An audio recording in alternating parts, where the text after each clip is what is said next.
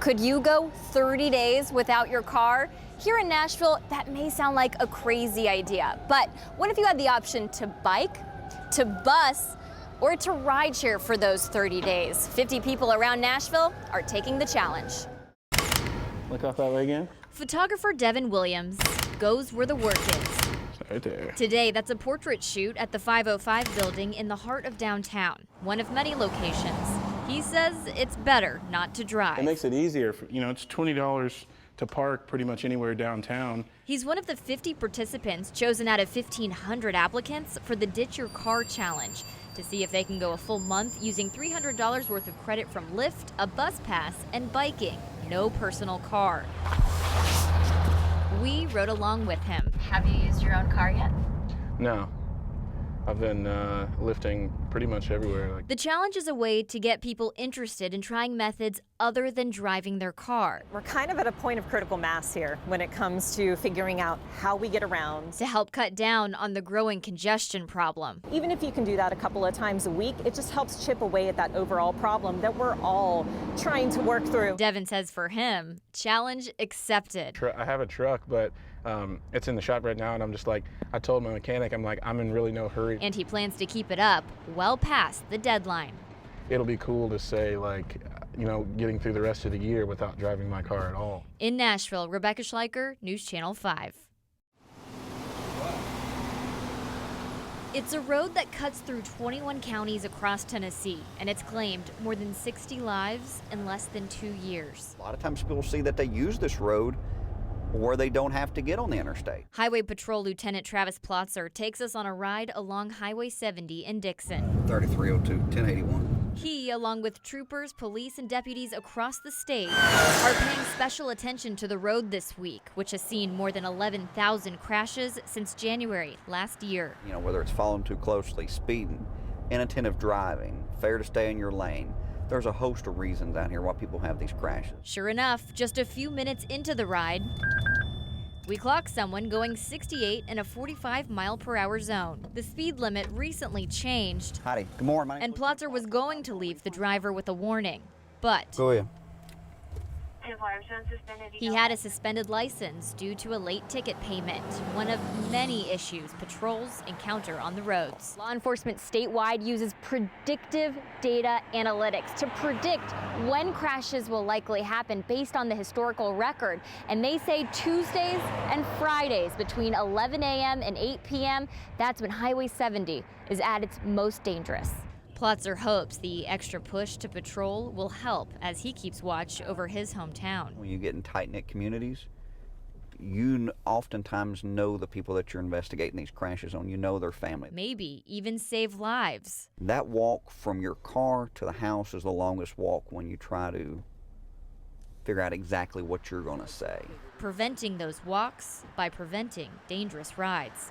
In Dixon, Rebecca Schleicher, News Channel 5.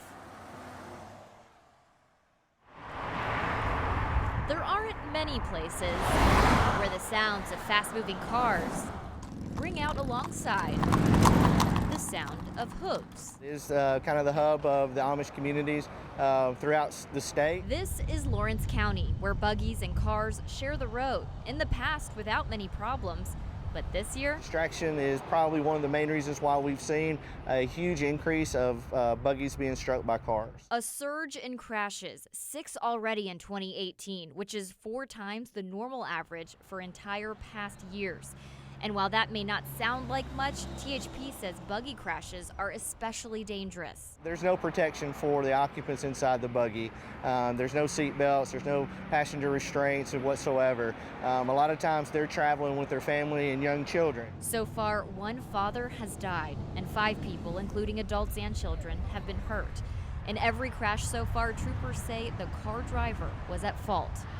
Troopers say 2/3 of this year's crashes have happened right here, where the shoulder ends on Highway 43, and buggies then have to share the lanes with regular traffic. What we want people to understand is that horses and buggies have the same right-of-way as a passenger car. A display outside the THP office serves as a reminder. Slow down, pay attention, and actively look for buggies ahead, so you can help prevent crashes with buggies. When you come through here, you're going to see them. And protect the lives of the people inside them. In Lawrenceburg, Rebecca Schleicher, News Channel 5. Ron Hollis wasn't always able to tire slam.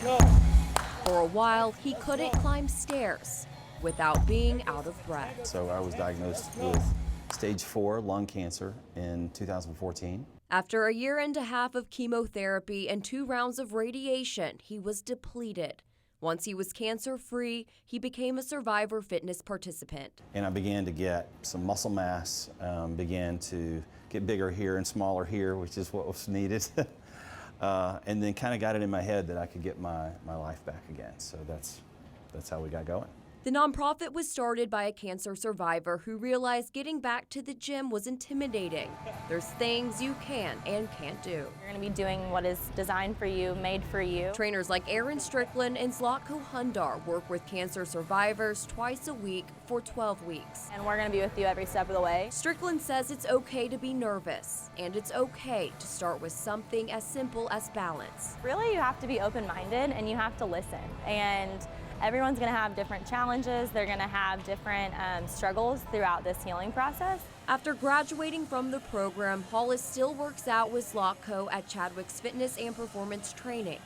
Now he finally has his breath back. There's a light at the end of the tunnel. Fight, get through it, and then get everything back. When you're ready, get connected with the Survivor Fitness Foundation, and we'll get you back to life. Right now, they're looking for more cancer survivors to participate in the program. If you would like to join, we'll post more information on how to do that on our website. Reporting from Williamson County, Alexandra Cohen, News Channel 5. In the age of online sales, how does a store like Phillips stay relevant? One of the things they do is they stock classic toys, like trains. Credit, please. Leslie Tolmer lives in the neighborhood and with 3 kids is here a lot.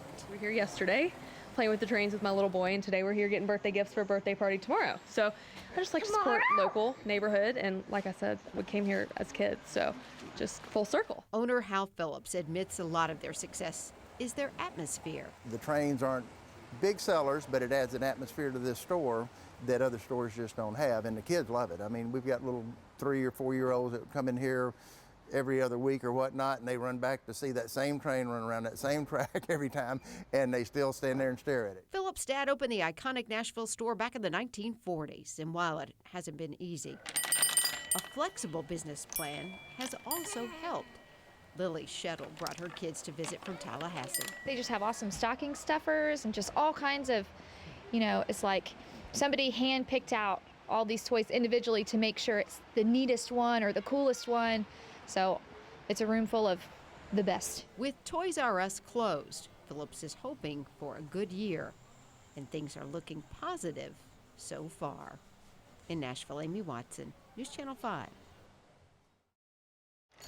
The owners of Phillips Toy Mart tell me that part of their success is based on 2 words: the experience. Blakely and Logan Shettle live in Tallahassee, but of all the must-sees in Nashville, this is where they wanted to spend their day. This toy store made such an impression on us last year that as soon as I knew we were coming back to Tennessee, I thought, well, we got to go to Phillips. You could probably order many of the 15,000 toys stocked at Phillips online, but there's something about the nostalgia of a classic toy store. Leslie Tolmer lives in the neighborhood. We were here yesterday playing with the trains with my little boy, and today we're here getting birthday gifts for a birthday party tomorrow. So I just like to support local neighborhood, and like I said, we came here as kids, so just full circle.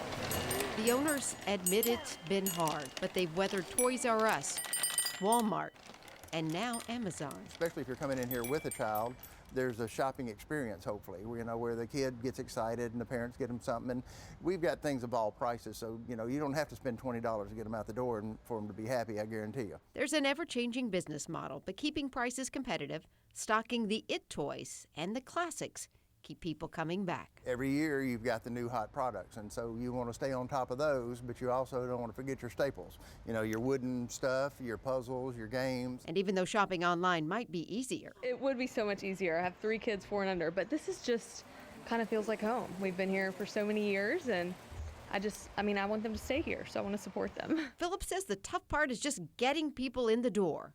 And he says once we get them in the door, They're happy, and so are their kids.